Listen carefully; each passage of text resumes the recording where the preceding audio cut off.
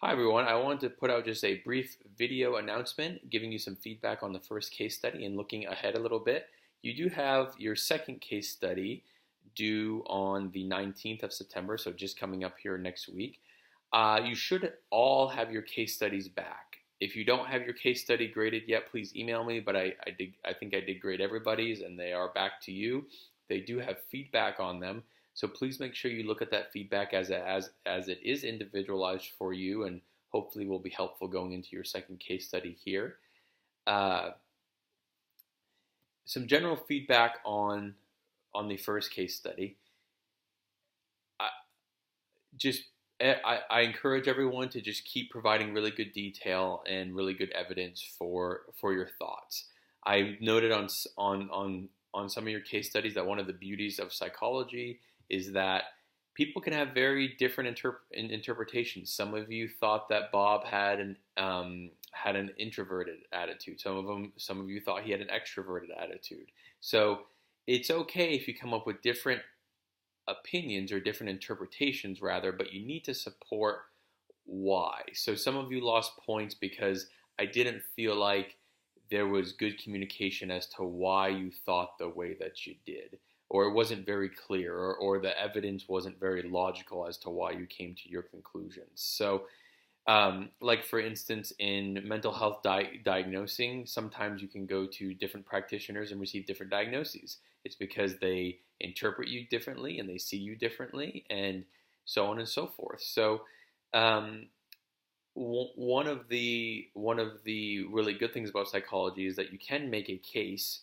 for how you interpret someone's personality as long as you back up your evidence.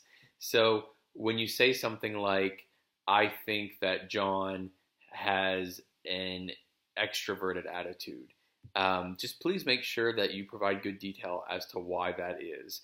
Usually there's quite a bit of information in these case studies. Like Bob had a lot of information about his life, and obviously there's a lot of information on Jungarian psychology, and here we have a lot of information on Adler's psychology in our current section. So just really be working to integrate numerous areas of the case study and the text information. So if you only provide like one or two pieces of evidence that are kind of vague, that may not be super strong as if you brought in three or four different areas that compare the text and the case study. So you don't have to be writing pages and pages. You know, I think most of you who got really high marks on this assignment wrote about a page single spaced maybe, or a page and a quarter or so double spaced, somewhere around there. I think that's kind of enough length to kind of get that task done. So I know it is a little bit open-ended. It is a 400 level course, so having you guys think in a more higher level critical way where you're taking a case study and you're trying to apply ideas from a text to this open-ended kind of case study. So there's not exactly a right way to do it, but as a psychologist, you're kind of taking information again and trying to map it onto your interpretations, which is a lot of what psychology might be. So I think a lot of you commented on how you, have ambitions to maybe go into the helping field of psychology. So being some sort of therapist or psychologist or any facet of kind of the helping field, and that's a lot of what you're doing in those fields. When you talk to a person who needs help, they you often have to listen to them and listen to them fully and collect a lot of information and ideas from them, and then you have to kind of figure out what might be going on and what kind of the best course of treatment might be. And unfortunately, there's really no book that's going to tell you exactly how to do that.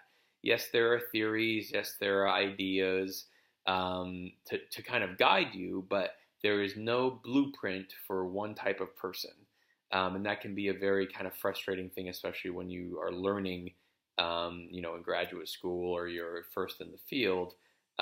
It requires quite a bit of, I guess you could say, flexibility or adaptability to kind of think about things in a complex way. So, and even if you want to, if you're not going into the helping field, if you rather go into research in psychology or some other profession, a lot of those areas require that adaptability and kind of flexibility. So overall, guys, I really enjoyed reading your case studies. A lot of really good work going on there. Feel free to email me any questions that you have about your case study. We are doing Adlerian psychology now, which is really interesting. Adler still has a lot of influence in the field of psychology today. Some of his concepts like superiority complex and inferiority complex and some of his other things still have a lot of influence on ideas today, and did throughout the 1900s for sure. So I hope you enjoy reading his stuff. After next week's section, we kind of get into Erikson stuff, which is stuff that is a little bit more concrete, I think a little bit easier to relate to. And then we start getting out of psychoanalysis in general. And I'm sure some of you probably really love psychoanalysis stuff, but some of you probably can't wait to get to something that is a little bit more down to earth. So hopefully we can throw some variety in there. So email me, guys, with any questions. Hope you're all doing well.